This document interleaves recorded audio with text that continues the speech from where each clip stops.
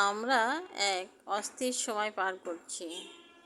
বিগত সরকার চলে যাওয়ার পর দেখা যাচ্ছে যে গার্মেন্টসগুলো অস্থির, সচিবালয়ে আগুন, তারপরে গুম হত্যা লেগেই আছে।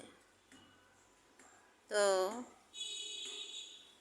একটি সরকার যাবে, একটি সরকার আসবে, এটিই নিয়ম। কিন্তু আমাদের জনগণকে সতর্ক থাকতে হবে, দুর্ঘটনাগুলো যাতে না ঘটে সেদিকে সচেতন হতে হবে। শান্তি বজায় রাখার জন্য জনগণকে সচেষ্ট থাকতে হবে। সবারই কর্তব্য হচ্ছে শান্তি বজায় রাখা। শুধু সরকারের দায়িত্ব না শান্তি বজায় রাখা, জনগণেরও উচিত শান্তি বজায় রাখা।